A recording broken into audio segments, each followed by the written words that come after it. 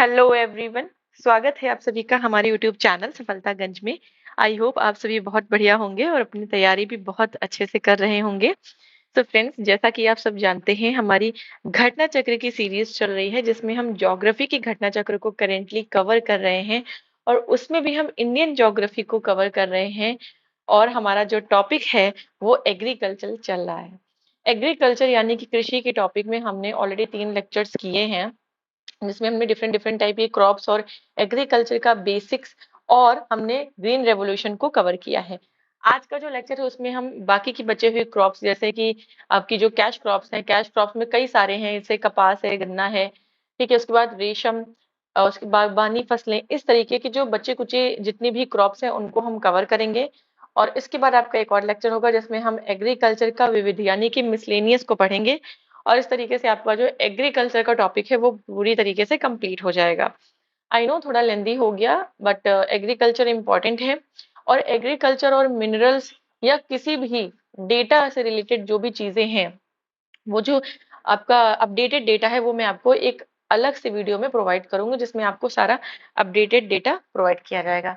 ठीक है, तो चलिए बिना किसी देरी के स्टार्ट करते हैं आज के अपने सेशन को, जो कि नकदी फसल के बारे में है, जिसे हम क्या कहते हैं, जिसे हम कैश क्रॉप्स भी कहते हैं। Cash crops basically ready to sell crops होती हैं, राइट। तो चलिए नकदी फसल के बारे में पढ़ेंगे और सबसे पहली जो फसल है हमारी वो कपास यानी कि कॉटन है।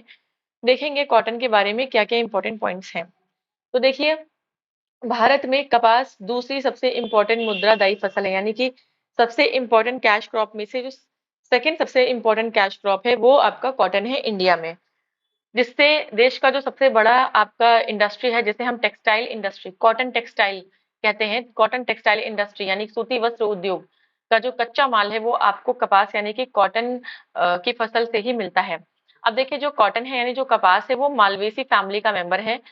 फैमिली ऐसे बॉटनी जिनको नहीं पता है फैमिली, तो बॉटनी में आप जब यानी वनस्पति विज्ञान में आप फैमिलीज पढ़ते हैं, अलग अलग फैमिलीज में गुणों के आधार पर अलग अलग आपके जो वैरायटीज हैं, स्पीसीज हैं प्लांट्स की, उनको रखा जाता है जिनमें आपकी समानता होती है। जैसे कि कुकुरबुटेसी आपकी जो फैमिली है उसमें आपका खीरा और आपका ककड़ी, लौकी, ये सब ऐसे आता है क्योंकि इनमें कुछ समानताएं हैं। ठीक है, तो इस तरीके से समानताओं के आधार पर आपका जो क्रॉप्स होते हैं, जो आपके वेजिटेबल्स या जो आपके प्लांट्स होते हैं, उनको अलग अलग फैमिली में रखा जाता है। तो जो आपका कपास है, जो कॉटन है, वो मालवेसी फैमिली में आता है। ठीक है, कपास विश्व की दो प्रमुख प्रजातियां पाई जाती हैं, यानी कि कपास की यानी कॉटन की दो वैरायटीज हमारे पूरे वर्ल्ड में होती है। पहला है ओल्ड वर्ल्ड कॉटन, जो देशज होता है, मतलब कि जो हमारे कंट्री में उगता है, और दूसरा अमेरिकन कॉटन या इसे हम न्यू वर्ल्ड कॉटन भी कहते हैं। तो एक ओल्ड वर्ल्ड कॉटन है, एक न्यू वर्ल्ड कॉटन है। ओल्ड वर्ल्ड हमारा देसी है और जो अमेरिकन है वो हमारा विदेशी वैरायटी है। कपास भारत का देशज पौधा है, यानी कि इंडिजिनस पौधा है। ऋग्वेद और मनुस्मृति जैसे ग्रंथों में भी इसका उल्लेख मिलता है। तो आप समझ रहे होंगे कि कितना पुराना है, और इंडिजिनस है मतलब हमारे यहाँ ही उगा है, हम इसे कहीं से लाए नहीं, कहीं से ये माइग्रेट कर कर नहीं आया है। और हमारे यहाँ है क्योंकि हमारे जो बहुत एंशियंट टेक्स्ट है ऋग्वेद मनुस्मृति जैसे, उसमें भी आपका कपास का जिक्र किया गया है। ठीक है, भारत विश्व का पहला ऐसा देश है जहां कपास की संकर किस्म विकसित हुई है, मतलब कॉटन की एक हाइब्रिड वैरायटी को डेवलप किया गया है। ठीक है, देखिए हाइब्रिड वैरायटी हम क्यों बनाते हैं, हाइब्रिड वैरायटी हम इसलिए बनाते हैं ताकि वो एक तो रेजिस्टेंसी उसकी मेंटेन हो जाए। ठीक है, जो जैसे कुछ पेस्ट रेजिस्टेंट होते हैं, कुछ ड्रॉट रेजिस्टेंट होते हैं, जैसे हमने कल मैक्रोनी गेहूं पढ़ा था, मैक्रोनी वीट की वैरायटी पढ़ी थी, तो वो आपका जो है रेन रेजिस्टेंट, मतलब कि वो सॉरी ड्रॉट रेजिस्टेंट होता है कि सूखे उसमें भी उग जाता है। तो इस तरीके से हम डेवलप करते हैं हाइब्रिड वैरायटीज ताकि वो रेजिस्टेंट हो पाए और हमारी जो प्रोडक्टिविटी है वो भी इंक्रीज हो पाए। कपास की जो एग्रीकल्चर है, जो खेती है, उसके लिए ब्लैक सॉइल आप सभी को पता है, बच्चे बच्चों को पता होता है कि ब्लैक सॉइल जो है, काली मिट्टी, वो सबसे ज्यादा अच्छी होती है आपकी कॉटन की खेती के लिए। और टेम्परेचर चाहिए 25 डिग्री सेंटीग्रेड से 35 डिग्री सेंटीग्रेड, मतलब कि हाई टेम्परेचर चाहिए। और 210 दिन की पाला और ओला रहित अवधि, मतलब 210 दिन का टाइम चाहिए, जिसमें आपका ना तो पाला पड़े, ना बहुत ठंड हो, और ना ही ओले बरसें। ठीक है, तो ऐसा टाइम पीरियड चाहिए होता है। तेज चमकदार धूप चाहिए होती है, 75 से 100 सेंटीमीटर की एक एनुअल एवरेज रेनफॉल चाहिए होती है। अब आप इकोनॉमिक सर्वे 22-23 के हिसाब से देख सकते हैं कि प्रमुख फसलों के संदर्भ में कपास की खेती 11.9 मिली हेक्टेयर पर की गई। उत्तर पश्चिम यानी कि जो अब आप एरिया देख लें कहाँ हमारे इंडिया में के किस एरिया में कपास सबसे ज्यादा उगाया जाता है, तो जो नॉर्थ वेस्ट एरिया है और जो वेस्ट एरिया है जिसमें भी आपका महाराष्ट्र और गुजरात वाला रीजन है वो सबसे ज्यादा अच्छा है और सबसे ज्यादा वहां पर कपास की खेती की जाती है। ठीक, नेक्स्ट देखेंगे आपकी जो इकोनॉमिक सर्वे 21-22 है उसके हिसाब से आपका जो कपास उत्पादन में 3 टॉप स्टेट जो हैं वो गुजरात है, फिर महाराष्ट्र है, फिर तेलंगाना है। ठीक है, गुजरात महाराष्ट्र में सबसे ज्यादा आपकी काली मिट्टी पाई जाती है क्योंकि काली मिट्टी जो आपकी डक्कन ट्रैप की चट्टानों से बनती है और डक्कन ट्रैप की चट्टानें आपकी इसी रीजन में मिलती हैं और मालवा वाले रीजन में मिलती है एमपी में। ठीक है, और ये तेलंगाना वाले रीजन में आपकी मिलती है, तो यहाँ पर ब्लैक सॉइल मिलती है इसलिए यहाँ पर कपास की खेती सबसे ज्यादा होती है। महाराष्ट्र में काली मिट्टी का व्यापक विस्तार है जो कपास के लिए बहुत ज्यादा उपयुक्त है। अब महाराष्ट्र में जो आपका कॉटन है, कॉटन व्हाइट कलर का होता है तो उसे व्हाइट गोल्ड कहते हैं। जैसे आप समझ लें कि एक आपका आता है ग्रीन गोल्ड। ठीक है, ग्रीन गोल्ड किसको कहते हैं, तो हम बैम्बू को कहते हैं। ठीक है, बांस को हम ग्रीन गोल्ड कहते हैं। एमपी में कपास की खेती बेसिकली एमपी के वेस्ट पार्ट में मालवा का पठार, अभी मैंने जिक्र किया था कि मालवा वाले रीजन में की जाती है और नर्मदा घाटी वाला जो वैली, नर्मदा वैली का जो एरिया है वहां पर की जाती है। अब उसमें जिले अगर आप देखें तो पूर्वी और पश्चिमी निमाड़ आता है। ठीक है, धार जिला है, देवास है, शाजापुर है, उज्जैन है, रतलाम है। ठीक है, होशंगाबाद है जिसका अभी नाम है नर्मदापुरम, राजगढ़ है और खंडवा खरगोन जिलों को कपास की खेती के कारण सफेद सोने का क्षेत्र भी कहते हैं। खंडवा और खरगोन 2 जिले हैं एमपी के। कपास के रेशे अब कहाँ से मिलते हैं, तो कपास के सीड्स यानी कि कॉटन सीड से कॉटन के फाइबर्स हमें मिलते हैं। तो ये थोड़ा सा हमारा नोट्स का पार्ट था, अभी हम आ जाएंगे अपने क्वेश्चन के पार्ट पे। ठीक है, थोड़ा सा नोट्स इसलिए बता देती हूँ तो आपको क्वेश्चन करने में कॉन्फिडेंस फील हो। राइट, तो चलिए पहला क्वेश्चन है हमारा कि वह फसल उपोष्ण प्रकृति की है यानी कि सब ट्रॉपिकल नेचर की है, उसके लिए कठोर पाला हानिकारक है, उसके लिए कम से कम 210 पाला रहे दिन दिवस और 50 से 100 सेंटीमीटर की वर्षा की आवश्यकता पड़ती है, हल्की सुअपवाहित मृदा जिसमें नमी धारण करने की क्षमता है। तो आप सभी को पता है कि हमने जब ब्लैक सॉइल या रेगुर सॉइल जिसे कहते हैं उसको जब हमने सॉइल वाले चैप्टर में पढ़ा था तो हमने पढ़ा था कि ये एक ऐसी सॉइल होती है जब इसमें पानी आता है तो ये पानी को एब्जॉर्ब करके फूल जाती है, चिपचिपी हो जाती है और जब पानी इसमें से जब टेम्परेचर बहुत बढ़ जाता है, पानी भाप बन के उड़ जाता है तो ये बहुत हार्ड हो जाती है। ठीक है, तो ये जो कैरेक्टरिस्टिक है वो किसकी है, ब्लैक सॉइल की है। तो ये देखिए मृदा धारण करने की क्षमता इसमें होती है। तो कह रहा है कि उसकी खेती के लिए आदर्श रूप से अनुकूल है। यह फसल कौन सी है, मतलब ये जो क्वालिटीज दी गई हैं इन क्वालिटीज में कौन सी फसल आपकी उग पाएगी। तो ये सारी क्वालिटीज जो है वो आपके कॉटन के लिए यानी कपास के लिए है। कपास ही ऐसी फसल है जो जिसके लिए कठोर पाला यानी कि बहुत ज्यादा ठंड हार्मफुल है और सब ट्रॉपिकल आपकी नेचर की है। 210 दिन चाहिए जिसमें टेम्परेचर हाई रहे और 50 से 100 सेंटीमीटर की वर्षा चाहिए और काली मिट्टी चाहिए। तो बेसिकली ये कपास की यहाँ पर बात हो रही है। देखिए आईएसपी 2020 का क्वेश्चन है, इसी तरीके से क्वेश्चन आते हैं। देखिए अब आपको ये सारे पॉइंट्स अगर पता है कि कपास के लिए ये सारी चीजें चाहिए तो आप इस क्वेश्चन को आराम से टैकल कर सकते हैं। ठीक, चलिए नेक्स्ट है आपका क्वेश्चन नंबर 2। भारत में निम्नलिखित क्षेत्रों में से कौन सा कपास का अधिकतम उत्पादन करता है। तो हमने पढ़ा था कि नॉर्थ वेस्ट और वेस्ट पार्ट, वेस्ट और नॉर्थ वेस्ट इंडिया जो है वो आपका करता है कपास का, तो उत्तर पश्चिम और पश्चिमी भारत। ठीक है, आप देख सकते हैं। नेक्स्ट है आपका भारत का सबसे बड़ा कपास उत्पादक राज्य कौन सा है। सबसे बड़ा उत्पादक आपका देखिए ये आपका क्वेश्चन पूछा गया था 2000 में, तो यहाँ के हिसाब से तो उस समय के हिसाब से महाराष्ट्र सही था, लेकिन आज अगर आप देखेंगे क्योंकि आपसे करंट क्वेश्चन पूछेगा। ठीक है, तो कपास के खेती के लिए इस समय करंट में अगर देखें तो नंबर 1 पे गुजरात है, फिर महाराष्ट्र, फिर तेलंगाना है। मतलब अब अगर ये क्वेश्चन आ जाएगा तो आप गुजरात को टिक करेंगे। नेक्स्ट है आपका निम्नलिखित में से किन जिलों में कपास की खेती के कारण उन्हें सफेद सोने का क्षेत्र कहते हैं।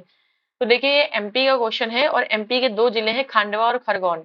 तो खंडवा और खरगोन इन दोनों को हम व्हाइट गोल्ड का एरिया कहते हैं क्योंकि यहाँ पर कपास की खेती सबसे ज्यादा होती है। खंडवा खरगोन रतलाम उज्जैन धार ये सब आपका वेस्ट वाले एमपी में आता है और उसके बाद फिर आपका गुजरात स्टार्ट हो जाता है, तो इसका मतलब ये मालवा का क्षेत्र है, थोड़ा मालवा और निमाड़ का, तो वहां पर ब्लैक सॉइल ज्यादा होती है, इसलिए यहाँ पर कपास की खेती भी ज्यादा होती है।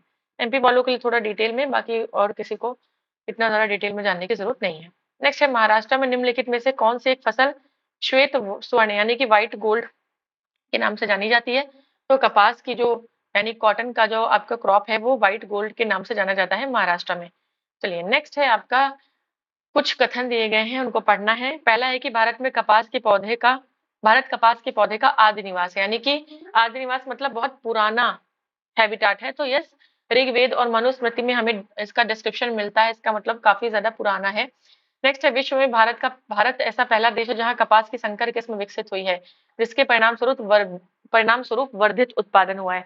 मतलब ऐसा पहला देश है, ऐसी पहली कंट्री है इंडिया जहां पर हाइब्रिड वैरायटी डेवलप की गई है कॉटन की, जिसकी वजह से प्रोडक्शन बहुत इंक्रीज हुआ। तो ये बात भी बिल्कुल सही है, तो दोनों ही स्टेटमेंट आपके यहाँ पर करेक्ट है। ठीक है, दोनों स्टेटमेंट यहाँ पर करेक्ट है। इसीलिए मैं नोट पढ़ाती हूँ। देखिए 4-5 मिनट लगता है, 10 मिनट कभी कभी लग जाता है, थोड़ा ज्यादा बड़ा होता है तो 15 मिनट्स लग जाता है, 15 मिनट से ज्यादा कभी नहीं लगता है, और उससे आपको क्वेश्चन सॉल्व करने में एक कॉन्फिडेंस फील होता है। नेक्स्ट है, कपास के रेशे प्राप्त होते हैं, तो कपास के सीड से यानी कि कॉटन सीड से आपको कॉटन फाइबर मिलते हैं, ये भी मैंने अभी आपको बताया था। नेक्स्ट है, महाराष्ट्र से काली मिट्टी के क्षेत्र में कपास को गन्ने की फसल से प्रतिस्पर्धा का सामना करना पड़ रहा है, इसका क्या कारण है? मतलब महाराष्ट्र को जो ब्लैक सॉइल वाला रीजन है, वहां पर कॉटन और शुगर केन दोनों के बीच में एक तरीके का कंपटीशन है। तो इस कंपटीशन का रीजन क्या है? ऑप्शन है कि इस क्षेत्र में कपास की उत्पादकता का घटना, इस क्षेत्र की जलवायु में सामान्य परिवर्तन, सिंचाई सुविधाओं के प्रसार के कारण इस क्षेत्र में गन्ने की फसल अधिक लाभप्रद है, या देश में चीनी की बढ़ती मांग और ऊंची कीमत। इनमें से क्यों कौन सा ऑप्शन है जो यहाँ पर सटीक बैठेगा आपका? देखिए, अगर आप ऑप्शन देखेंगे तो कपास की उत्पादकता का घटना ऐसा कुछ नहीं है, जलवायु में सामान्य परिवर्तन का भी नहीं है, लेकिन और चीनी की बढ़ती मांग का भी कोई लॉजिक नहीं है। देखिए, सिंचाई की सुविधाएं बहुत ज्यादा, इरिगेशन फैसिलिटीज बढ़ा दी गई, जिसकी वजह से गन्ना लगाने से गन्ना यहाँ अच्छा चलेगा भी, और गन्ना जो है कैश क्रॉप वो ज्यादा अच्छी है। ठीक है, ज्यादा आपको कैश प्रोवाइड करती है। ठीक है, ज्यादा बेनिफिशियल है यहाँ पर लगाना। नेक्स्ट है, भारत के किस राज्य में कपास का एवरेज प्रोडक्शन सबसे ज्यादा है? तो देखिए, वेस्ट बंगाल, बिहार, असम, आंध्र। तो ये कह रहा है एवरेज प्रोडक्शन की यहाँ बात हो रही है। 2017 का तो 3 ही पढ़े अभी फिलहाल, गुजरात, महाराष्ट्र और तेलंगाना। ठीक है, तो वेस्ट बंगाल, बिहार, असम का तो कोई लॉजिक नहीं है। आंध्र प्रदेश में से, क्योंकि इधर तेलंगाना ही कट काट कर अलग किया गया है, तो आप कह सकते हैं कि हाँ, एवरेज एनुअल प्रोडक्शन जो है वो आंध्र प्रदेश में ज्यादा है। ठीक, अब देखिए, उस समय 2017 के हिसाब से सही था, लेकिन agricultural statistics get a glance 2021 के हिसाब से 2020-21 में पंजाब में जो है सबसे ज्यादा प्रोडक्शन था। मैं आपको लेटेस्ट डेटा 2024 का 23-24 का प्रोवाइड करूंगी एग्रीकल्चर का, फिलहाल आप ये पढ़ लीजिए, लेकिन मैं आपको लेटेस्ट डेटा जरूर प्रोवाइड करूंगी, क्योंकि इसमें देखिए, जो डेटा वाले क्वेश्चन है उनको आप भले स्किप कर सकते हैं, बट जो नॉर्मल क्वेश्चन है, जैसे रेशे कहाँ से मिलते हैं आपको कॉटन के, तो कॉटन सीड से मिलते हैं, इस तरीके के क्वेश्चंस ना गलत हो, इसलिए आप इसे जरूर देख लें। बाकी डेटा मैं आपको सेपरेट वीडियो में प्रोवाइड करूंगी। नेक्स्ट है, भारत के किस राज्य में सबसे अधिक सूती मिल है, यानी कि कॉटन की मिल्स है? तो देखिए, सबसे ज्यादा जो आपकी कॉटन मिल, तो सबसे ज्यादा कॉटन मिल्स आपकी महाराष्ट्र में। ठीक, सबसे ज्यादा कॉटन मिल्स महाराष्ट्र में। अब आप कहेंगे कि मैनचेस्टर ऑफ इंडिया तो अहमदाबाद को कहते हैं, तो गुजरात में होनी चाहिए, बट मैनचेस्टर ऑफ इंडिया कहते हैं अहमदाबाद को, बट स्टिल सबसे ज्यादा जो कॉटन मिल्स हैं वो आपकी महाराष्ट्र स्टेट में है। चलिए, तो ये था हमारी कॉटन की कैश क्रॉप के बारे में। अब जो नेक्स्ट कैश क्रॉप है हमारी, वो है गन्ना, यानी कि शुगर केन है। ठीक है, शुगर केन यानी गन्ना है। तो चलिए, गन्ने के बारे में भी देख लेंगे। अब देखिए, आपने देखा कि जो कॉटन का प्लांट था वो सब ट्रॉपिकल था, यानी उपोष्ण था, लेकिन गन्ना जो है वो ट्रॉपिकल प्लांट है। ठीक है, यानी कि उष्णकटिबंधीय प्लांट है, लेकिन उपोष्ण कटिबंधीय क्षेत्र में भी, जैसे गर्म आर्द्र दशाओं के अंतर्गत उत्तर भारत में उगाया जा सकता है। मतलब ट्रॉपिकल एंड सब ट्रॉपिकल दोनों रीजन में ये उगाया जा सकता है। अब गन्ने की फैमिली, जैसे अपनी कॉटन की फैमिली देखी थी, मालवेसी थी, और गन्ने की फैमिली क्या हो जाएगी, तो ग्रैमनी। ठीक है, ग्रैमनी का ये मेंबर है। गन्ने की फसल के लिए आपको टेम्परेचर 21 से 27 डिग्री सेंटीग्रेड चाहिए। और रेनफॉल 75 से 100 सेंटीमीटर का चाहिए, जबकि आपको 50 से 100 सेंटीमीटर कॉटन के लिए चाहिए था, और हाई टेम्परेचर आपको 25 से 35 डिग्री सेंटीग्रेड का चाहिए था गन्ने के लिए। लेकिन यहाँ पर गन्ने के लिए आपको थोड़ा सा कम टेम्परेचर चाहिए एज कम्पेयर टू कॉटन। भारत में गन्ने की खेती के अंतर्गत सबसे ज्यादा भूमि यूपी यूपी में सबसे ज्यादा गन्ने की खेती की जाती है, उसके बाद महाराष्ट्र में की जाती है। भारत में शुद्ध सकल कृषि क्षेत्र में सबसे ज्यादा सिंचित क्षेत्र जो है वो गन्ने का है। ठीक है, अगर हम देखें gross agricultural irrigated agricultural area देखें तो आपका गन्ने का एरिया है, सबसे ज्यादा सींचा जाता है इसको। भारत में वर्ष 21-22 में चतुर्थ अग्रिम अनुमान आंकड़ों के अनुसार गन्ना उत्पादक 3 अग्रणी राज्य, ठीक है, सबसे ज्यादा गन्ना कहाँ होता है? सबसे नंबर 1 पे यूपी, फिर महाराष्ट्र, फिर Karnataka, right. UP, Maharashtra and Karnataka. गन्ना उत्पादन के एक व्यवहारिक उपागम जिसे धारणीय गन्ना उपक्रम क्रमण या सतत गन्ना पहल जिसे सस्टेनेबल शुगर केन इनिशिएटिव कहते हैं।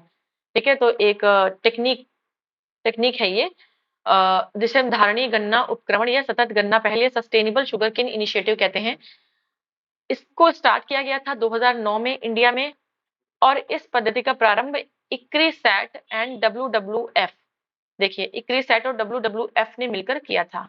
सस्टेनेबल शुगर केन इनिशिएटिव इसने 2009 में इंडिया में शुरू हुआ, और इसको इक्री सैट और डब्ल्यूडब्ल्यूएफ ने मिलकर शुरू किया था। ठीक है, अब इसमें क्या होता है, जो बीज की लागत थी वो बहुत कम थी, और इसमें ड्रिप इरिगेशन बहुत ज्यादा इफेक्टिव था। ड्रिप इरिगेशन से आप पानी भी बचा सकते हैं, ठीक है, और कृषि की पारंपरिक पद्धति की तुलना में अंतरा शशन्य की ज्यादा गुंजाइश थी। ठीक है, और इस टेक्निक में आप ऑर्गेनिक और इनऑर्गेनिक दोनों ही तरीके के केमिकल्स का यूज कर सकते हैं। भारत में गन्ने के प्रजनन यानी कि sugarcane breeding sugarcane की ब्रीड कराने के लिए का जो काम है वो कोयम्बटूर में किया जा रहा है। वहां पर शुगर केन ब्रीडिंग इंस्टीट्यूट है। तो शुगर केन ब्रीडिंग इंस्टीट्यूट आपका कोयम्बटूर में है। 1912 में इसकी स्थापना की गई थी। 1 अप्रैल 1969 को इसे ICAR Indian council of for agriculture and research का पार्ट बना लिया गया। गन्ने की अर्धसाली फसल, ठीक है, एक अर्धसाली फसल की खेती महाराष्ट्र में ऐसे एरिया में की जाती है जहां पर कम वर्षा होती है। ठीक है, तो अर्धसाली फसल जो है वो आपका ड्रॉट रेजिस्टेंट वैरायटी हम कह सकते हैं। और 16 से 18 महीने का समय लगता है आपके गन्ने की फसल को पकने के लिए, और इसकी बुआई जुलाई अगस्त में होती है, राइट, और 16 से 18 महीने का समय लेता है। नेक्स्ट है भारत विश्व में चीनी का सबसे बड़ा उपभोक्ता है, यानी कि कंज्यूमर है, जबकि चाइना जो है वो दूसरे नंबर पर है। 1903 में भारत की पहली चीनी मिल यूपी के देवरिया जिले के प्रतापपुर में स्थापित की गई थी। ये इंपॉर्टेंट है, इसको स्टार मार्क करिए कि यूपी की पहली जो भारत की पहली चीनी की मिल है वो यूपी में देवरिया जिले के प्रतापपुर में स्थापित की गई थी 1903 में। यूपी राज्य भारत का शक्कर का प्याला कहलाता है। ठीक है, इंडिया का शुगर बाउल जो है वो कौन है? यूपी है। 1960 में उत्तर प्रदेश और बिहार मेन आपके स्टेट थे, लेकिन बाद में साउथ इंडिया में क्योंकि अप्रोप्रिएट क्लाइमेट और ब्लैक सॉइल होने की वजह से आपका साउथ इंडिया भी शुगर केन इंडस्ट्री के मामले में आगे बढ़ता गया, और साउथ इंडिया में गन्ने की उच्च उत्पादकता पाई जाती है। और यहाँ जो साउथ इंडिया में जो आपका गन्ना है उसमें जो शुगर है, यानी जो चीनी शर्करा की जो मात्रा है, जो ग्लूकोज है वो भी आपका ज्यादा, सॉरी सुक्रोज है वो भी आपका ज्यादा पाया जाता है। ठीक है, वर्ष 2022 के आंकड़ों के अनुसार चीनी उत्पादन में महाराष्ट्र का प्रथम स्थान है, उत्तर प्रदेश का द्वितीय स्थान है। हम देखेंगे क्या अपने 24 का डेटा। भारत में सूती वस्त्र के बाद चीनी सबसे बड़ा उद्योग है, कृषि आधारित उद्योग। तो कॉटन के बाद सबसे बड़ी इंडस्ट्री कौन सी है? तो शुगर केन इंडस्ट्री है, जो कि एग्रीकल्चर बेस्ड इंडस्ट्री है। आगे आप देख सकते हैं भारत विश्व में चीनी का दूसरे सबसे बड़ा उत्पादक देश रहा है। ठीक है, और ब्राजील पहले नंबर पर और यूरोपियन यूनियन तीसरे नंबर पर है। तो इस समय अगर आप देखें सबसे पहले नंबर पे चीनी का सबसे बड़ा उत्पादक जो कंट्री कौन सी है, तो वो ब्राजील है। दूसरे नंबर पे इंडिया है, तीसरे नंबर पे यूरोपियन यूनियन है। यूरोपियन यूनियन में कई सारी कंट्रीज आ जाती हैं। ठीक है, विपणन वर्ष 21-22 में विश्व में कुल चीनी उत्पादन 180.3 मिलियन टन अनुमानित था, जिसमें भारत का हिस्सा 36.88 मिलियन टन था। और ब्राजील का हिस्सा 35.45 मिलियन टन था। तो ब्राजील से चीनी का निर्यात 25.95 मिलियन टन था। 21-22 में भारत में चीनी का उत्पादन विश्व का 20.44% था। तो देखिए 21-22 का हमें याद नहीं रखना है, जब ये आपकी 2024 की बुक है, जब ये पब्लिश हुई तब ये आपका डेटा था, बट अभी आपको जो याद रखना है वो मैं आपको बताऊंगी। 24 का डेटा आपको याद रखना है, ठीक है। नेक्स्ट है IAS प्री 2021 का क्वेश्चन है, ये देखेंगे यहाँ पर। निम्नलिखित में कौन सी फसल न्यूनतम जल दक्ष यानी कि लीस्ट वाटर एफिशिएंट है? लीस्ट वाटर एफिशिएंट, तो लीस्ट वाटर एफिशिएंट जो आपकी क्रॉप है वो गन्ने की क्रॉप है, यानी कि शुगर केन की क्रॉप जो है वो लीस्ट वाटर एफिशिएंट है, ठीक है। मतलब कि गन्ना उगाने के लिए सबसे ज्यादा इसके जल की आवश्यकता होती है, और सब वाटर एफिशिएंट है, ज्यादा एफिशिएंट है, मतलब बिना पानी के भी अच्छे से चल जाती हैं क्रॉप्स, लेकिन गन्ना जो है वो लीस्ट वाटर एफिशिएंट है। नेक्स्ट है, भारत के किस राज्य में गन्ने की खेती के अंतर्गत सबसे अधिक भूमि है? तो गन्ने की खेती के अंतर्गत सबसे ज्यादा आपकी यूपी में है, ठीक। नेक्स्ट है, भारत की निम्न फसलों में से किस फसल के अंतर्गत उसके शुद्ध सकल कृषि क्षेत्र के सिंचित क्षेत्र का सर्वाधिक प्रतिशत है? तो गन्ने का है। नेक्स्ट है आपका, देख सकते हैं आप, गन्ने 93.44% सिंचित किया जाता है, तो गन्ना तब भी था और अब भी था, अब भी है मतलब। नेक्स्ट है आपका, भारत में 4 गन्ना उत्पादक राज्यों को घटते हुए क्रम में लगाइए। सबसे ज्यादा यूपी में होता है, फिर महाराष्ट्र, ठीक, सन 2000 का क्वेश्चन है। फिर देखेंगे तमिलनाडु की आंध्रा। देखिए सही जा रहे थे हम, तमिलनाडु आंध्रा, लेकिन हम आज के हिसाब से देखेंगे, अगर ये चारों ऑप्शन में आएंगे तो फिर हम क्या लगाएंगे? यूपी, फिर महाराष्ट्र, फिर कर्नाटक है, फिर गुजरात है, फिर तमिलनाडु है, ठीक है। तो इस तरीके से आपको याद रखना है। नेक्स्ट है, भारत में सबसे ज्यादा गन्ना पैदा करने वाला स्टेट है? तो यूपी है आपका गन्ना पैदा करने वाला। नेक्स्ट है, भारत के किन राज्यों में गन्ना सबसे ज्यादा पैदा होता है? तो यूपी और आपका बिहार, ठीक, यूपी बिहार। लेकिन अभी आप जो देख रहे हैं तो यूपी और महाराष्ट्र, ठीक, उसके बाद कर्नाटक, गुजरात, तमिलनाडु, बिहार, फिर हरियाणा और पंजाब, तो ऑप्शन में नहीं था ये। नेक्स्ट है, गन्ना उत्पादन 2013 में राज्यों का सही क्रम बताना है। तो 2013 का हम क्या ही करेंगे पढ़कर, हमें करंट का पढ़ना है, 2013 का हमें नहीं पढ़ना है। नेक्स्ट है, निम्नलिखित कथनों पर विचार करना है। पहला है कि चीनी उत्पादन प्रक्रम में शीरा एक उपोत्पाद है, यानी कि सब प्रोडक्ट है या साइड प्रोडक्ट है या बाई प्रोडक्ट कह सकते हैं। शीरा एक आपका बाई प्रोडक्ट है। नेक्स्ट है, चीनी कारखानों में चीनी मिलों में से निकाली गई खोई भाप बनाने के लिए बॉयलरों में ईंधन के रूप में प्रयोग की जाती है। तो यस, ये भी आपका सही है। और नेक्स्ट है, कच्ची सामग्री के रूप में केवल गन्ने से ही चीनी का उत्पादन हो सकता है। तो नहीं, आप बीट रूट से भी शुगर बना सकते हैं, ठीक है, बीट रूट से भी शुगर बना सकते हैं। आप केवल गन्ने से ही शुगर बनाएं ऐसा जरूरी नहीं है। तो इस तरीके से आपका 1 और 2 सही हो जाएगा, 3 आपका इनकरेक्ट है, ठीक। का गन्ना उत्पादन के एक व्यवहारिक उपागम का, जिसे धारणीय गन्ना उपक्रमण के नाम से जाना जाता है, इसका क्या महत्व है? पहला दे रहा है कि कृषि की पारंपरिक पद्धति की तुलना में इसमें बीज की लागत कम होती है। यस, हमने ये पढ़ा था नोट्स में, बीज की लागत कम होती है। इसमें ड्रिप सिंचाई इफेक्टिव होती है, ये भी सही है। इसमें ऑर्गेनिक इनऑर्गेनिक का बिल्कुल भी इस्तेमाल नहीं होता है। नहीं, इसमें तुमने पढ़ा था कि ऑर्गेनिक इनऑर्गेनिक दोनों केमिकल्स का यूज हो सकता है, और यहाँ लिखा है कि नहीं होता है, तो ये गलत हो जाएगा। और है कि कृषि की पारंपरिक पद्धति की तुलना में इसमें अंतरा शस्यन की ज्यादा गुंजाइश है, ये भी हमने देखा था। तो 1, 2, 4 आपका सही होगा, जबकि 3 जो है वो आपका गलत होगा। तो इस हिसाब से आपका बी ऑप्शन करेक्ट हो जाएगा, ठीक है। नेक्स्ट है आपका, गन्ने में चीनी की मात्रा घट जाती है यदि यस, तो गन्ने में शर्करा की मात्रा घट जाती है अगर पौधा बढ़ने की अवधि में वर्षा अधिक हो जाए या पकने की अवधि में पाला गिर जाए। तो यस, पाला अगर गिर जाता है तो आपके चीनी की जो मात्रा है वो कम हो जाती है गन्ने में, ठीक है। बाकी आपके ऑप्शंस करेक्ट नहीं है। तापमान तापमान में वृद्धि कमी से या पकने की अवधि में तापमान का कोई रिलेशन नहीं है, ठीक है। उस तरीके से आपका पाला पड़ने के से जो है आपका चीनी कम हो जाती है, उसमें मिठास कम हो जाती है। नेक्स्ट है, भारत में चीनी के प्रथम 3 अग्रणी उत्पादक। तो 96 99 का क्वेश्चन है ये, इसको हम नहीं करेंगे। अभी हमें पता है कि यूपी है, फिर उसके बाद महाराष्ट्र है, फिर कर्नाटका है। नेक्स्ट है,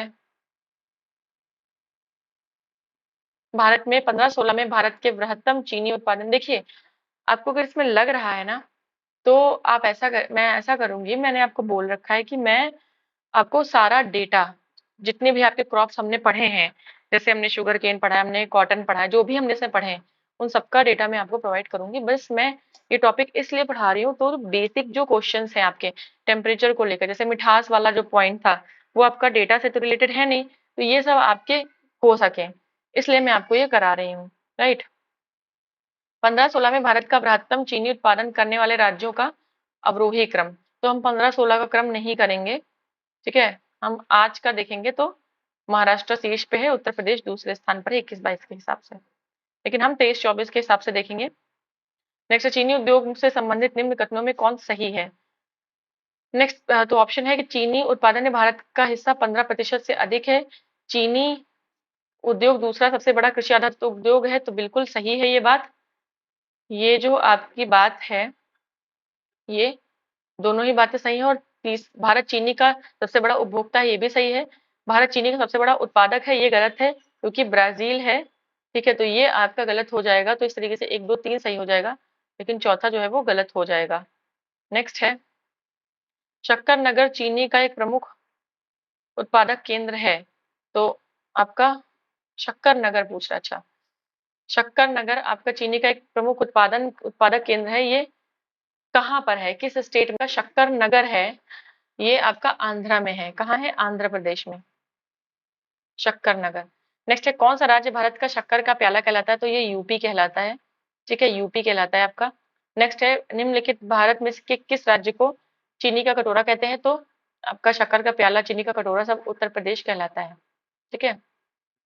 नेक्स्ट है, 1903 में भारतवर्ष में प्रथम चीनी मिल स्थापित की गई, तो प्रतापपुर में, यूपी के देवरिया के प्रतापपुर में।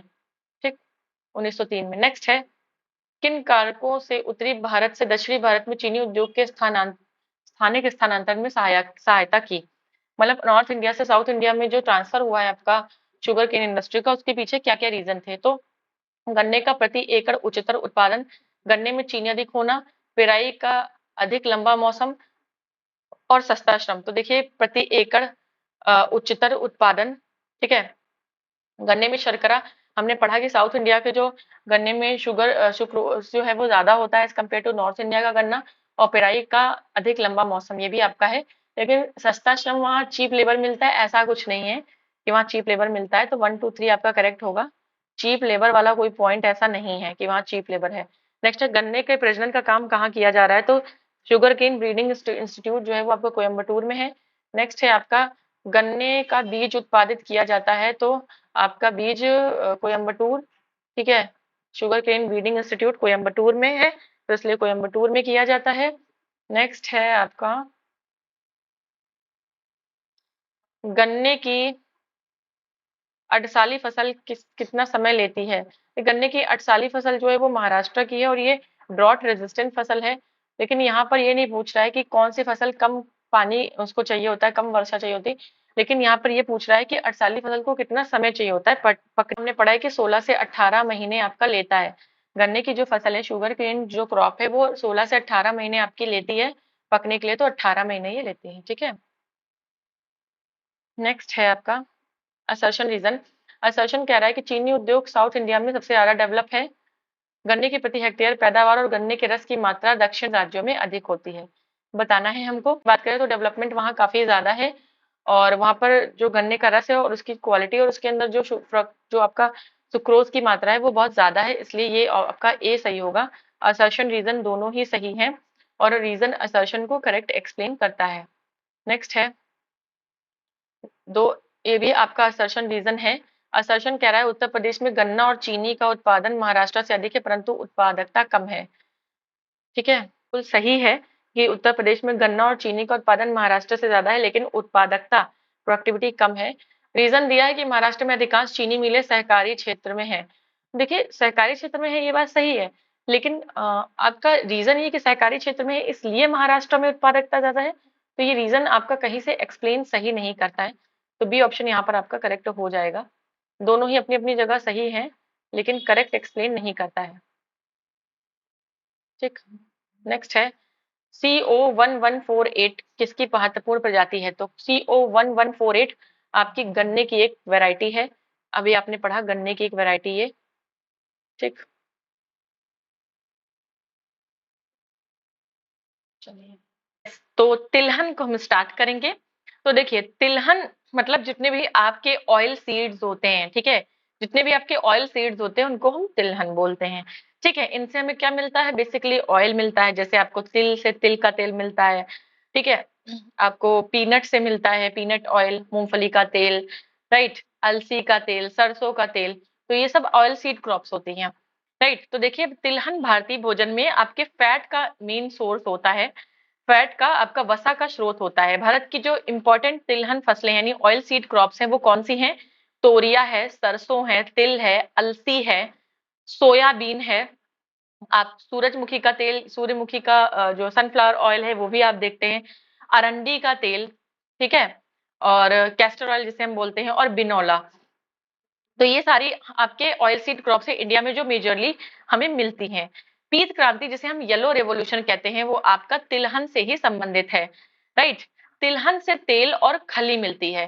पहले देखिए जो आप सरसों जब उसको पेरवाने जाते हैं, जब से सरसों को पेरा जाता है, हमारे यहाँ की लैंग्वेज में उसको पेरना ही बोलते हैं, ठीक है, मतलब जब सरसों के बीज से तेल निकलता है तो जब उसको पीसा जाता है, पेरा जाता है, तो उसका तेल अलग हो जाता है और उससे जो उसका बचा हुआ हिस्सा है उसे हम खली कहते हैं।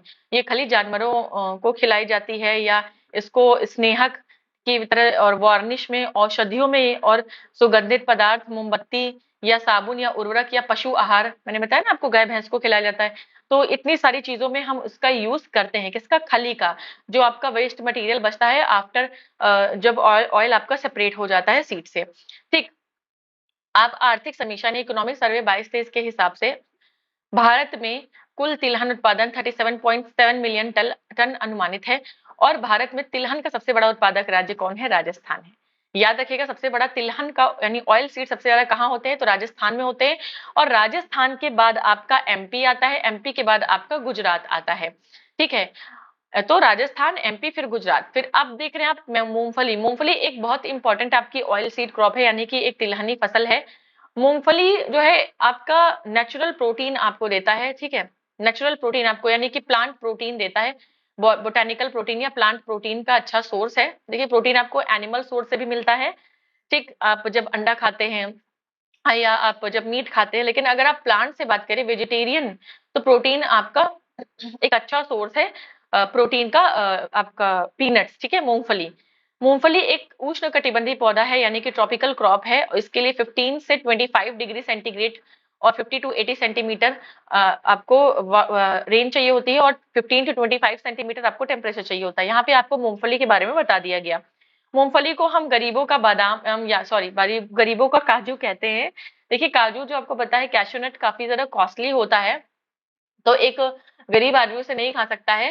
काजू में भी सेम सेम प्रॉपर्टीज होती है जो आपकी मूंगफली में होती है। तो अगर आप मूंगफली खा लेंगे तो आपको समवॉट आपको वही सब चीजें मिल जाएंगी जो आपको काजू से मिल रही है। तो गरीबों का काजू भी कहते हैं इसे हम, तो याद रखिएगा। अब देखिए पैगिंग। पैगिंग एक इम्पॉर्टेंट प्रोसेस है जो मूंगफली की फसल के लिए बहुत ज्यादा आपका कह सकते हैं बेनिफिशियल है। इसमें परागण के बाद फूल के अवशेष भाग के आधार से पेग निकालकर जड़ की तरह नीचे की ओर मुड़कर जमीन के भीतर वृद्धि करता है, क्योंकि जमीन के अंदर मूंगफली होती है ना। मतलब देखिए इस तरीके से यहाँ पर आप समझेंगे, ये आपकी जमीन है, ये मिट्टी है, मिट्टी के नीचे आपने जो भी बीज है लगाया, उससे एक सीडलिंग निकला, पौधा छोटा सा निकला, ये पेगिंग जिसे बोलते हैं। फिर ये क्या होगा, आगे जाके ऐसे बेंड करेगा और बेंड करके इसका आगे का हिस्सा वापस से जमीन में धंस जाएगा। और अब यहाँ नीचे अंदर जमीन के नीचे मूंगफली बनना, इस तरीके से मूंगफली बनना जो है शुरू होगी और जमीन के अंदर नीचे आपकी मूंगफली बन जाएगी। तो यही पेगिंग, यही पेग होता है, ठीक है। मूंगफली के लिए आपका जिप्सम ज्यादा होना चाहिए, ठीक, जिप्सम की मात्रा अधिक होनी चाहिए। भारत, अब देखिए आपने देखा कह रहा है कि जिप्सम ज्यादा होना चाहिए, ठीक है। तो जिप्सम हम किस तरह की सॉइल को ठीक करने के लिए यूज करते थे? तो जिप्सम जिप्सम हम देखिए एसिडिक सॉइल के लिए हम क्या यूज करते थे? एसिडिक सॉइल के लिए हम कैल्शियम ऑक्साइड यूज करते थे, चूना यूज करते थे, लाइम यूज करते थे। जबकि आप जिप्सम जो है कैल्शियम सल्फेट होता है, जिसको हम बेसिक सॉइल को ट्रीट करने के लिए यूज करते थे। मतलब कुल मिलाकर यहाँ से आप देख सकते हैं, यहाँ कहने का तात्पर्य ये निकल रहा है कि जिप्सम ज्यादा है, मतलब कि बेसिक सॉइल, जब सॉइल ज्यादा बेसिक हो जाती है तो उसको हम ठीक करने के लिए कैल्शियम सल्फेट यानी जिप्सम का यूज करते हैं। तो मतलब बेसिसिटी ज्यादा नहीं होनी चाहिए, जो मृदा है वो बहुत ज्यादा क्षारीय नहीं होनी चाहिए, ठीक है, इसलिए जिप्सम की मात्रा अधिक, थोड़ी सी ज्यादा चाहिए होती है। भारत वर्ष 2021-22 के डेटा के हिसाब से मूंगफली उत्पादन में, देखिए डेटा, अगेन मैंने आपसे कहा कि डेटा पर आप इतना फोकस मत करिए, मैं आपको सारे फसलों का डेटा, एक बार यह टॉपिक आपका कंप्लीट हो जाए उसके बाद में बिल्कुल याद करके मैं आपको सारा डेटा एक पेज पर पूरा प्रोवाइड करूंगी, जितने भी क्रॉप्स आपने पढ़ी हैं इस पूरे चैप्टर में एग्रीकल्चर के, क्योंकि मुझे पता है कि एग्रीकल्चर का डेटा बहुत इंपॉर्टेंट है, मैं आपको वो प्रोवाइड करूंगी, 1 से 2 दिन में मैं आपको प्रोवाइड कर दूंगी। तो 3 जो टॉप स्टेट हैं, लीडिंग स्टेट, वो आपके मूंगफली में, वो आपका गुजरात है, उसके बाद राजस्थान है, उसके बाद तमिलनाडु है। अब सोयाबीन की बात करें, इससे हम खाने का तेल और एक प्रोटीन का बहुत अच्छा सोर्स है सोयाबीन। जो लोग वेजिटेरियन है, नॉनवेज नहीं खा सकते, उनके लिए सोयाबीन काफी इंपॉर्टेंट सोर्स है आपके प्रोटीन का। सोयाबीन के लिए आपको 15 डिग्री सेंटीग्रेड से 25 डिग्री सेंटीग्रेड का टेम्परेचर चाहिए और 40 to 60 centimetre average annual rainfall चाहिए और 6 टू 6.5 पीएच वाली आपकी एसिडिक दोमट मिट्टी यानी अच्छी मानी जाती है आपकी, किसके लिए, तो आपकी सोयाबीन की खेती के लिए। सोयाबीन एक खरीफ की फसल के तौर पर जून में बोई जाती है, अक्टूबर में काटी जाती है, और सबसे ज्यादा सोयाबीन कहाँ होता है इंडिया में, किस स्टेट में, तो एमपी में होता है। एमपी को हम सोयाबीन स्टेट भी कहते हैं क्योंकि वहां पर सबसे ज्यादा सोयाबीन होता है, ठीक है। जून में बोई जाती है, अक्टूबर में काट ली जाती है, इसका मतलब ये खरीफ की फसल हो गई। इसको 3 से 4 बार सिंचाई की जरूरत पड़ती है।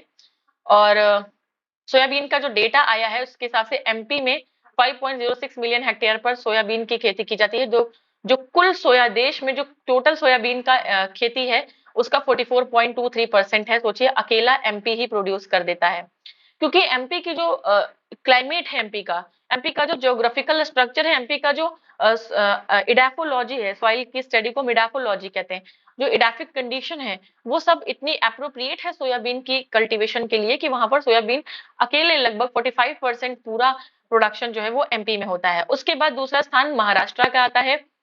अगर हम इकोनॉमिक सर्वे का देखें तो भारत में 3 आपके लीडिंग सोयाबीन स्टेट आपके कौन से हैं, महाराष्ट्र, एमपी और राजस्थान। लेकिन अभी जो है आपका वो हम देखेंगे लेटेस्ट डेटा के हिसाब से। सरसों भारत की इंपॉर्टेंट तिलहन फसल है, आपको पता है, ऑयल सीड क्रॉप है, और सरसों आपकी एक रबी की क्रॉप है, खरीफ की क्रॉप नहीं है। गेहूं, सरसों, चना, ये सब आपकी रबी की क्रॉप्स हैं, ठीक। सरसों आपकी फसल, सरसों की फसल के लिए 15 डिग्री से 25 डिग्री सेंटीग्रेड का टेम्परेचर चाहिए और 75 सेंटीमीटर से 100 सेंटीमीटर की एवरेज एनुअल रेनफॉल चाहिए। ये अक्टूबर नवंबर में बोई जाती है और फरवरी मार्च में काटी जाती है। अब सरसों के का डेटा देखें अगर, तो सबसे लीडिंग जो स्टेट है, टॉप स्टेट, वो राजस्थान है, उसके बाद एमपी है, उसके बाद हरियाणा है, ठीक। सरसों की अगर वेराइटीज की बात करें तो पूसा बोल्ड, देखिए पूसा की जो मैक्सिमम वैरायटी है वो आपने व्हीट यानी गेहूं में पढ़ी है, उसके बाद 1-2 वैरायटी आपने राइस में पढ़ी है, और एक सिंगल वैरायटी आप यहाँ पढ़ रहे आपने, एक पूसा जय किसान। और ये पूसा बोल्ड और पूसा जय किसान, ये 2 वैरायटी आप जो है सरसों की यानी कि आप मस्टर्ड की यहाँ पर देख रहे हैं। तो इसका मतलब ये है कि पूसा नाम से व्हीट, राइस, मस्टर्ड तीनों में वैरायटी है। तो आपको याद रखना है कि पूसा बोल्ड और पूसा जय किसान ये आपकी मस्टर्ड की वैरायटी है। और वरुणा और पीताम्बरी, तो आप एक अंदाजा भी लगा सकते हैं, पीताम्बरी येलो और पीली सरसों की एक प्रजाति है, RYSK 0502। इस तरीके से आप देख सकते हैं। तो ये हमारा छोटा सा नोट्स का पार्ट था जिसको हमने 5 to 8 मिनट्स में कर लिया है, जिससे अब हम जब आगे क्वेश्चन करेंगे तो हम फंसेंगे नहीं और हम एक कॉन्फिडेंस महसूस करेंगे अपने अंदर। तो चलिए बिना किसी देरी के स्टार्ट करते हैं अपने क्वेश्चंस के पार्ट को। पहला कह रहा है क्वेश्चन आपका कि निम्नलिखित में से कौन एक तिलहन फसल है यानी कि ऑयल सीड क्रॉप है, मसूर, लोबिया, सूर्यमुखी या बरसीम। तो देखिए मसूर एक दाल है और लोबिया भी एक आपका दाल की कैटेगरी में लेग्यूमिनस प्लांट है। बरसीम आपको पता है ये चारा होता है, ये चारा जो जानवरों को खिलाया जाता है, हमारे यहाँ गाँव में काट के लाया भी जाता है और फिर उसको काटकर जानवरों को खिलाया जाता है। तो सूरजमुखी, तो आप पढ़ते हैं सनफ्लावर ऑयल, तो सनफ्लावर सनफ्लावर जो है वो आपका एक ऑयल सीड क्रॉप है। नेक्स्ट है पीली क्रांति या येलो रेवोल्यूशन या पीत क्रांति, किससे रिलेटेड है। तो ये आपका जो है तिलहन उत्पादन से रिलेटेड है, जो ऑयल सीड क्रॉप्स है उनके प्रोडक्शन से रिलेटेड है। नेक्स्ट क्वेश्चन पर आएंगे, देखिए फटाफट करेंगे क्योंकि हमें आज इसे कंप्लीट करना है। ठीक है, हमें आज सारी फसलें कंप्लीट करनी है, जितनी भी नकदी फसलें हैं वो सारी हमें कंप्लीट करनी है। नेक्स्ट है पीली या पीत क्रांति संबंधित है, तो ये तिलहन उत्पादन से संबंधित है, हमने पढ़ा अभी। नेक्स्ट है पीली क्रांति किससे संबंधित है, तो हमने अभी पढ़ा, 3-4 क्वेश्चन लगातार रिपीट हुए हैं, तो ये आपका तिलहन उत्पादन से संबंधित है। नेक्स्ट है ड्राई जो आपकी लैंड यानी शुष्क भूमि के लिए सबसे उचित फसल कौन सी है, तो जो कम आपकी पानी लेगी, ठीक है, तो मूंगफली को ज्यादा नहीं चाहिए होता है, तो ड्राई लैंड के लिए आपकी मूंगफली की फसल जो है वो बढ़िया है और ये खरीफ की फसल होती है। ठीक है, चलिए नेक्स्ट है पैगिंग एक लाभकारी प्रक्रिया है, तो पैगिंग हमने पढ़ा, पैग पैग वाली जो कंडीशन है वो आपकी मूंगफली में आती है, मूंगफली में हमने पैग वाली कंडीशन पढ़ी है, मैंने पैग आपको अच्छे से समझाया भी। नेक्स्ट है भारत में सोयाबीन का अग्रणी उत्पादक राज्य कौन सा है, तो मध्य प्रदेश है। ठीक है, जब का भी ये क्वेश्चन हो, लेकिन अभी लीडिंग स्टेट जो है वो एमपी ही है, और तब भी एमपी ही था और अभी भी एमपी ही है। नेक्स्ट है आपका भारत में सोयाबीन का सबसे उत्पादन किस राज्य में होता है, तो एमपी में आपका सबसे ज्यादा सोयाबीन का उत्पादन होता है।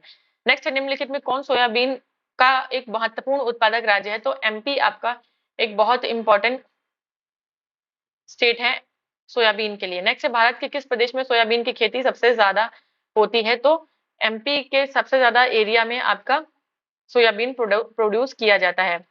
नेक्स्ट क्वेश्चन है आपका कि 1992-93 में किसकी उपज इतनी प्रचुर हुई कि उसे कीर्तिमान मान सके। देखिए 1993 का क्वेश्चन है और उस समय का ये करंट क्वेश्चन होगा, इसलिए आया है, तो इसको हम इतना ज्यादा इंपॉर्टेंस नहीं देंगे क्योंकि काफी पुराना है और करंट ओरिएंटेड है। नेक्स्ट है भारत में तिलहन का सबसे बड़ा उत्पादक राज्य है, तो तिलहन सबसे ज्यादा आपका यहाँ दिया हुआ है, देखिए 2006 का क्वेश्चन है, राजस्थान सॉरी एमपी दिया है, बट अभी हम देखेंगे तिलहन उत्पादन में आपका राजस्थान टॉप पे है, फिर एमपी है, फिर गुजरात है, तो आज के हिसाब से राजस्थान आपका ऑयल सीड में नंबर 1 पे होगा। नेक्स्ट है भारत में कौन सा राज्य मूंगफली का सबसे बड़ा उत्पादक है, मूंगफली का तो सब हमने पढ़ा था गुजरात, तो गुजरात है आपका मूंगफली का सबसे बड़ा, और आज आज भी आपका गुजरात है। ठीक, बाकी अगर और लेटेस्ट डेटा अपडेट हुआ होगा तो मैं वो भी आपको बताऊंगी। नेक्स्ट है मूंगफली के अंतर्गत कम परंतु प्रति हेक्टेयर बहुत अधिक उत्पादन वाला भारत का राज्य है, मतलब कि एरिया कम यूज करता है लेकिन प्रोडक्शन बहुत ज्यादा होता है, तो पंजाब में मूंगफली की खेती कम जगह पर की जाती है, लेकिन जितनी भी की जाती है वो काफी ज्यादा अच्छा प्रोडक्शन उसमें होता है। ठीक है, अब उत्पादकता के संदर्भ में 3 राज्य तमिलनाडु, राजस्थान और गुजरात हैं।